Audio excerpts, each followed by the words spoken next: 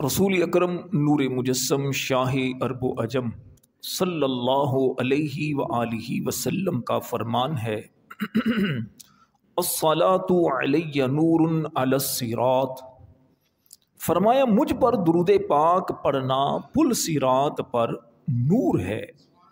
من صلی علی یوم الجمعۃ 80 مرہ، جو بندہ میری ذات پر جمعہ کے دن 80 مرتبہ درود پڑھے، غفر لہ ذنوب 80 عاما، اللہ کریم اس بندے کے 80 سال کے گناہ بخش دے گا۔ مسند الفردوس کی یہ روایت ہے۔ آج جمعۃ المبارک کا برکت والا عظمت والا دن ہے، کثرت سے درود پڑھیے اور اس فضیلت کو حاصل کرنے کے لیے خاص طور پر 80 مرتبہ درود ضرور پڑھیے۔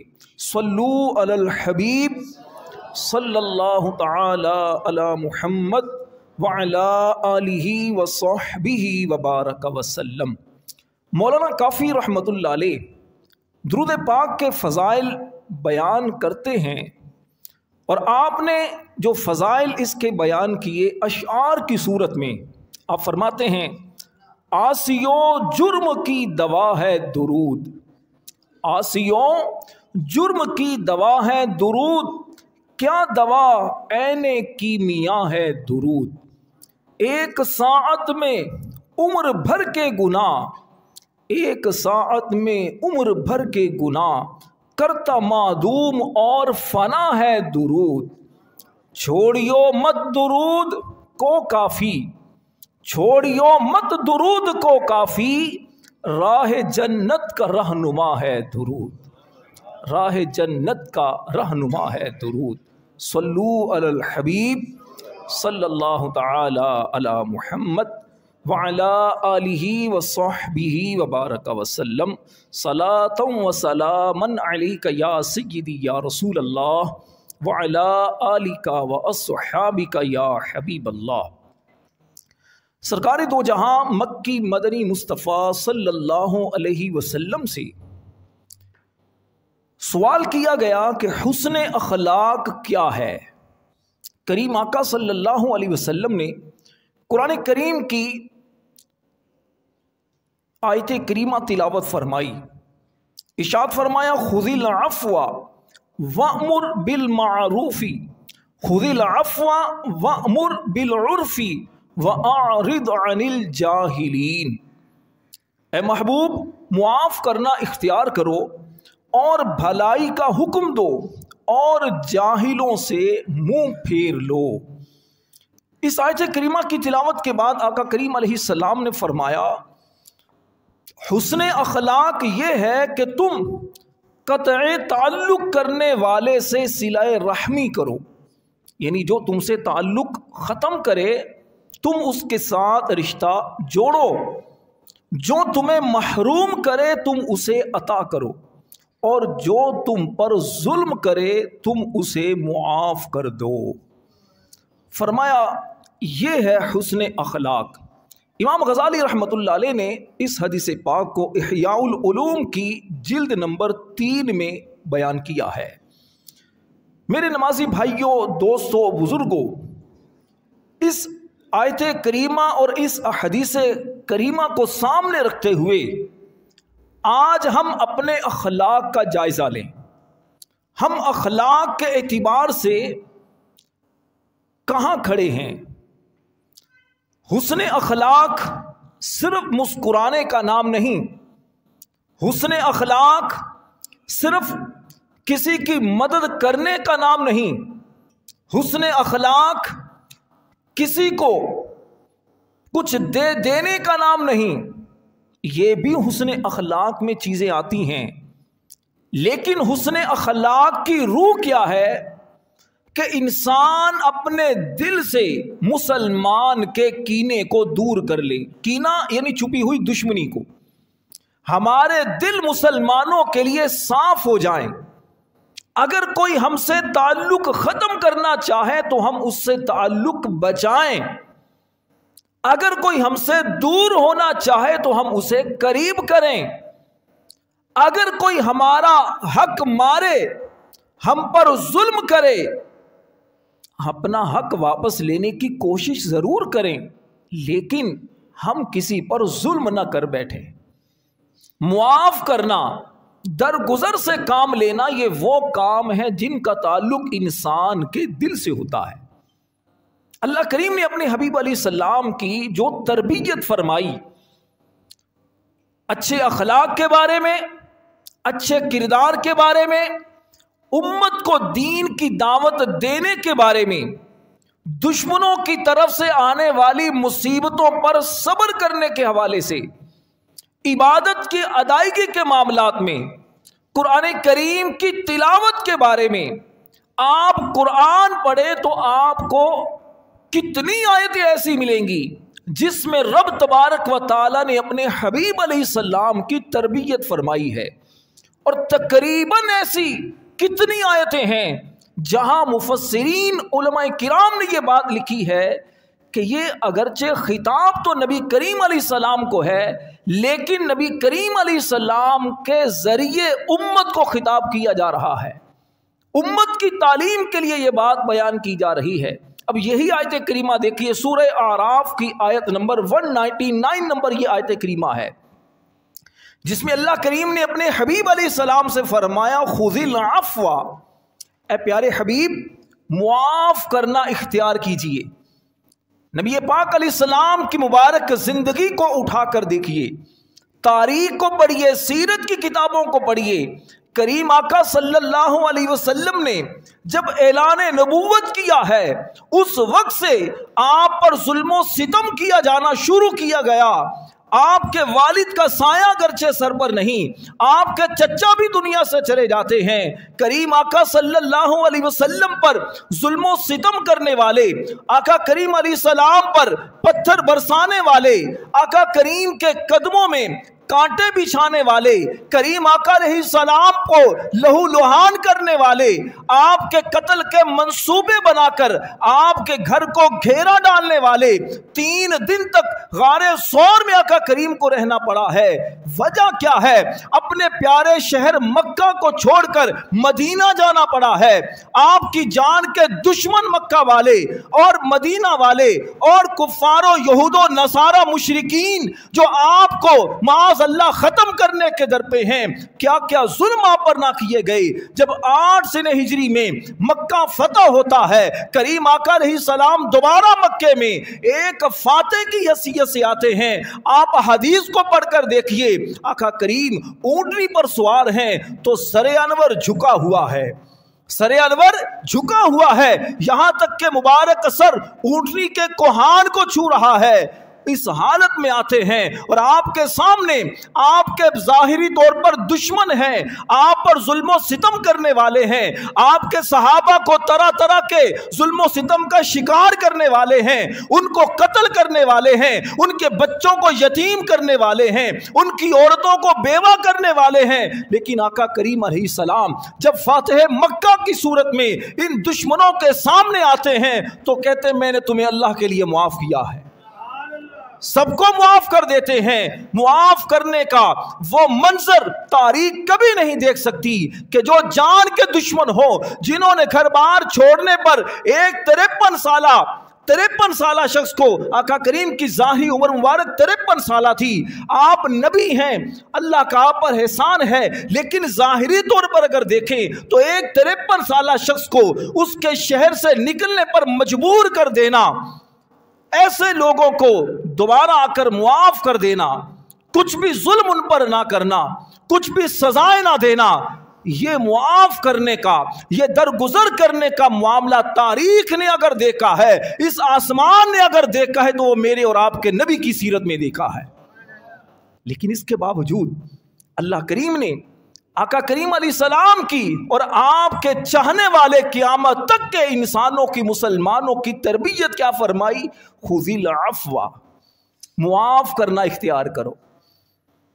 آقا کریم علیہ السلام نے فرمایا اگر تمہیں کبھی ستایا جائے، تم مصیبتوں میں مبتلا ہو جاؤ، تم پریشانیوں میں آ جاؤ، مضمون بیان کر رہا ہوں، اگر تمہیں کبھی تکلیفیں پہنچے تو فرمایا میری تکلیف کو یاد کر لیا کرو، میری تکلیف کو یاد کر لیا کرو۔ آقا کریم علیہ السلام سے ایک مرتبہ پوچھا گیا، غالباً سیدہ عائشہ صدیقہ رضی اللہ تعالیٰ عنہ نے پوچھا تھا کہ حضور آپ پر سب سے سخت دن کون سا تھا؟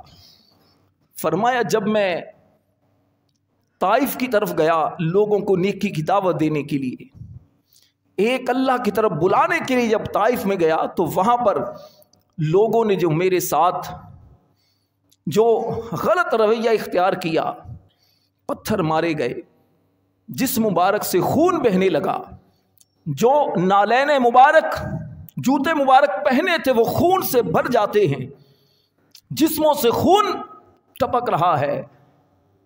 اللہ کی طرف سے ایک فرشتہ آقا کریم کی بارگاہ میں آتے ہیں، ملک الجبال، عرض کرتے ہیں حضور صرف ایک مرتبہ اشارہ کیجئے، یہ دونوں جو پہاڑ ہیں ان کے اطراف میں دونوں کو ملا دیتا ہوں، یہ نیست و نابود ہو جائیں گے۔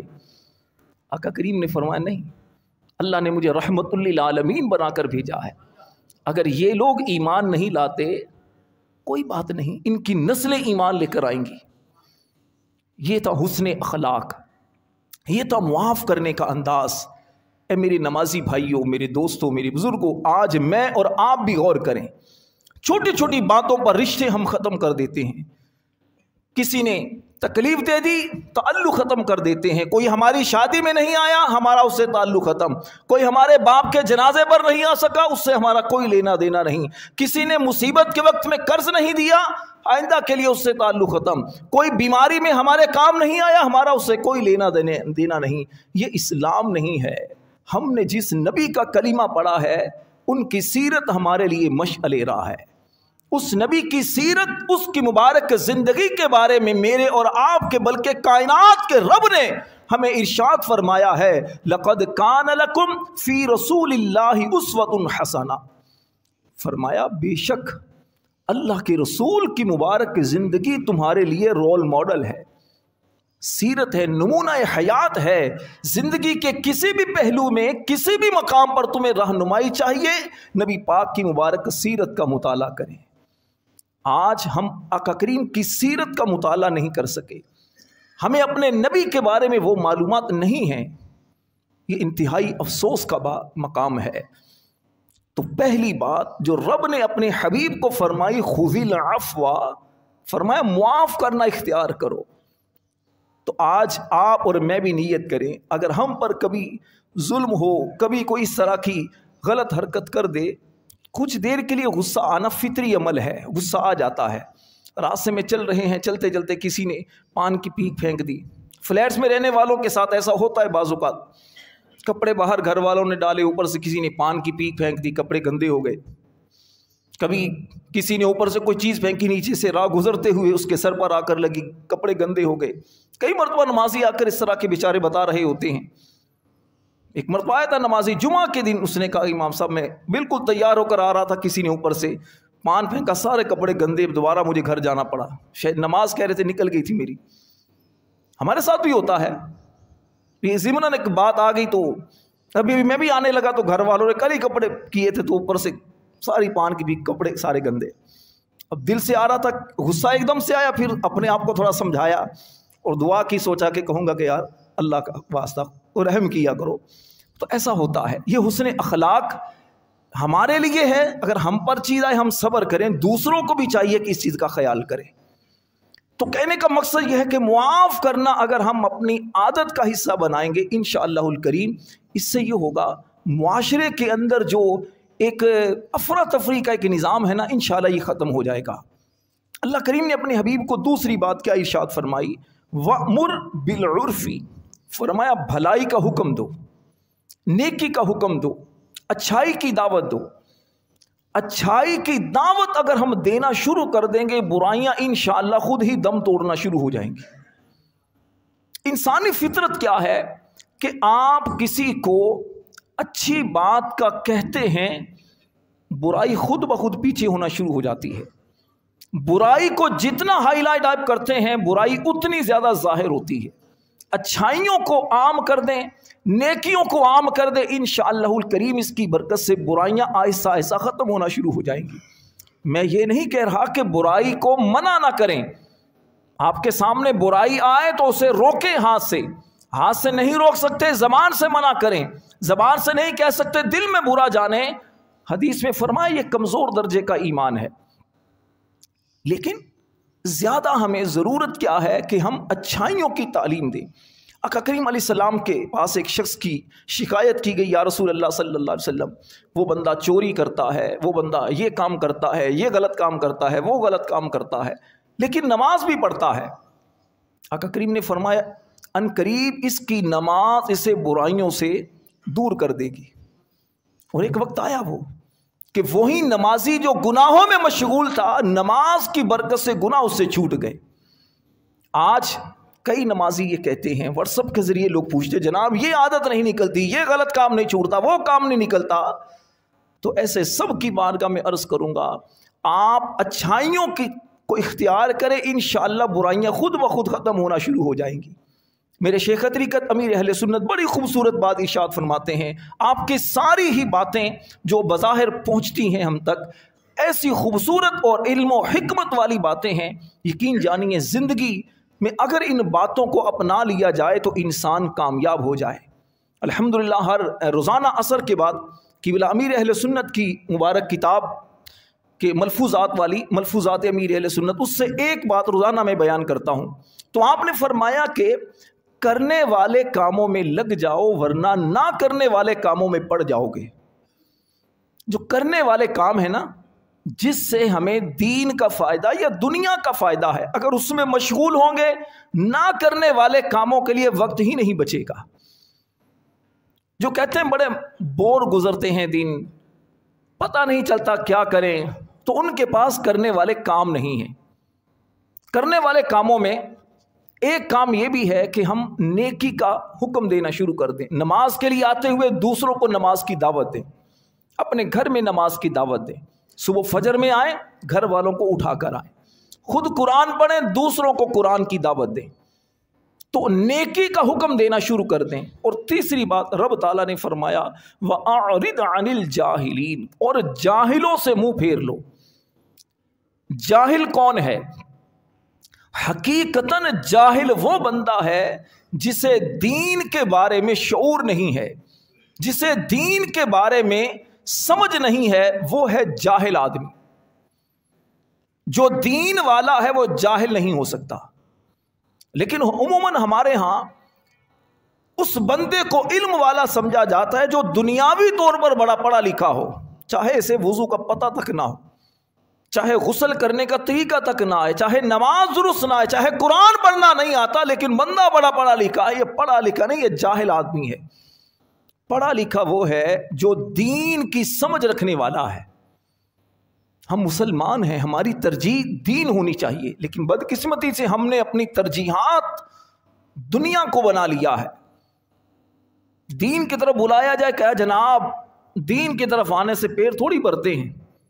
تو اللہ کے بندے کبھی علماء کے قریب آ کر دیکھو، آپ سے اچھے کھانے کھاتے ہیں، یہ آپ سے اچھے کپڑے پہنتے ہیں، آپ سے اچھی زندگی گزارتے ہیں۔ سب سے اچھی زندگی کیا ہے؟ اللہ کی بارگاہ میں سجدہ کر کے ذہن ان کا ٹینشن فری ہوتا ہے۔ اگر اس روئے زمین پر سب سے زیادہ آپ کو پرسکون ملیں گے تو علماء ملیں گے جو دین والے ہوں گے۔ آپ ہو سکتا کہ جناب ہم نے تو فلاں مولوی صاحب کو دیکھا بڑے پریشان تھے، ہم نے تو فلاں کو دیکھا بڑے ٹینشن میں تھے۔ تو جناب اس میں دو باتیں ہو سکتی ہیں، ہو سکتا ہے وہ جناب صرف دنیا داروں کے پیچھے بھاگتے ہوں، وہ دنیا داروں کے چہروں کو دیکھتے ہوں، تو جو دنیا داروں کے پیچھے دین والا بھاگتا ہے اللہ پھر اسے ذلیل ہی کرتا ہے۔ جو دین والا دین کی راہ پر چلتا ہے اللہ اس کو ٹینشن فری کرتا ہے۔ اس کے باوجود بھی اگر اسے پریشانی آتی ہے، مصیبت آتی ہے، تو اس کو کچھ آزمایا جاتا ہے، اور اگر اس میں وہ صبر کرتا ہے اللہ اس کے درجے بھی بلند کرتا ہے، لوگوں کے دلوں میں بھی اس کی عزت کو پیدا کر دیتا ہے۔ الحمدللہ یہ ہمارا ایمان ہے، ہمارا یقین ہے۔ میں صرف خالی باتیں نہیں کر رہا، حقیقت بیان کر رہا ہوں۔ آپ کبھی نہیں دیکھیں گے کہ کوئی دنیا والا ہے، کوئی صرف مالدار بندہ ہے، وہ مالدار ہے جب بھی لوگ اس کے آگے پیچھے ہوں، اور اس کے بعد جب مال اس کا ختم ہو جائے تو پھر بھی لوگ اس کے آگے پیچھے اس کے ہاتھ چوم رہے ہوں۔ لیکن دین والے کو آپ دیکھیں گے، عالم دین ہے، لوگ اس کی عزت کریں گے، احترام کریں گے۔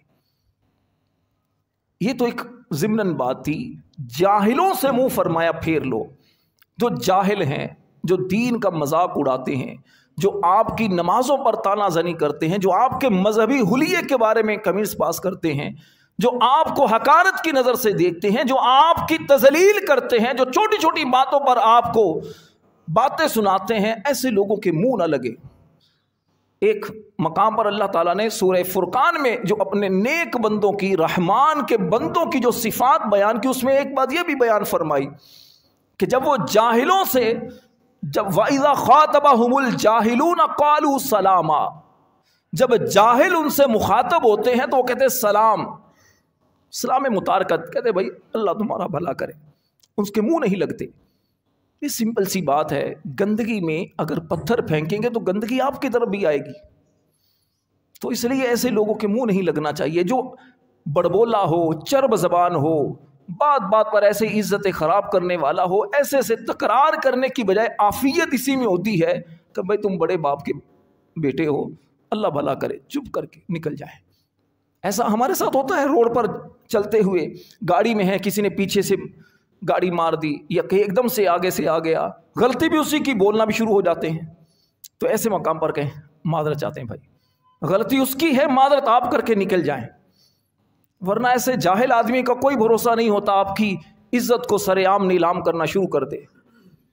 تو جاہلوں سے فرمایا منہ پھیر لو. اور ہمارے کریم آقا صلی اللہ علیہ وسلم نے اس آیت کے بعد جو ہمیں تعلیم دی وہ بھی 3 باتیں سن لیجئے. آقا کریم نے فرمایا حسن اخلاق یہ ہے کہ تم قطع تعلق کرنے والے سے صلہ رحمی کرو، جو تم سے تعلق توڑے اس سے رشتہ جوڑو.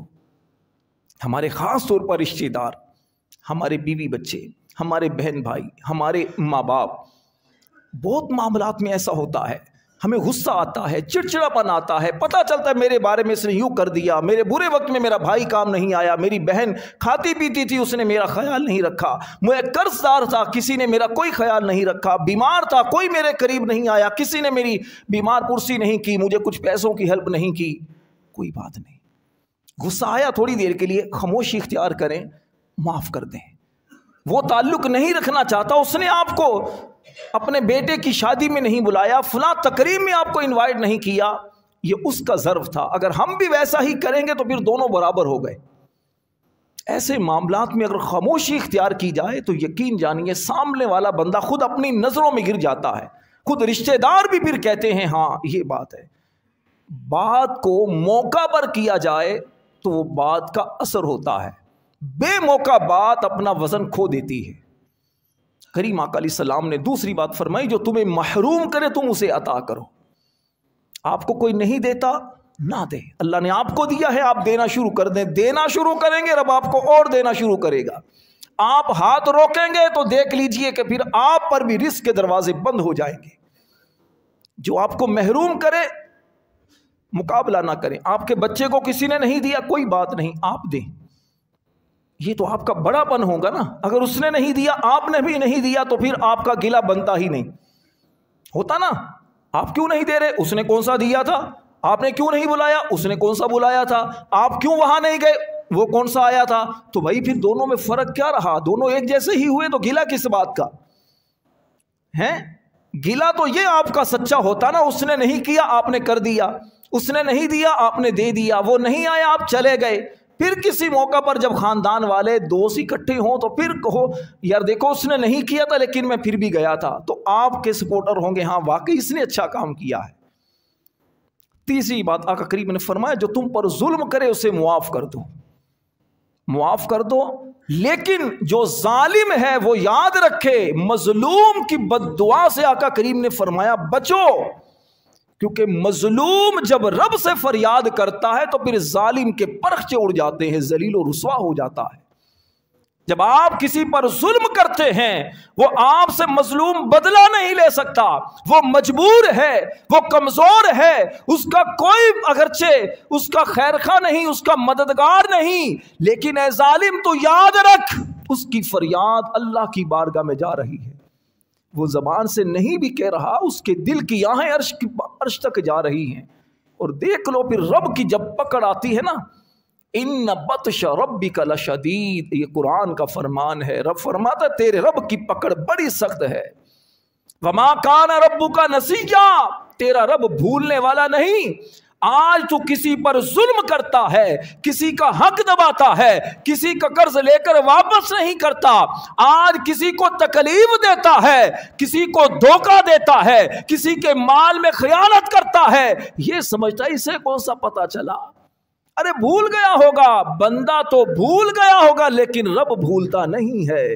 رب کی پکڑ بھی بڑی سخت ہے۔ رب کو یاد ان چیزوں سے سب سے رب پاک، رب کو وہ چیزیں بھولتی نہیں ہیں۔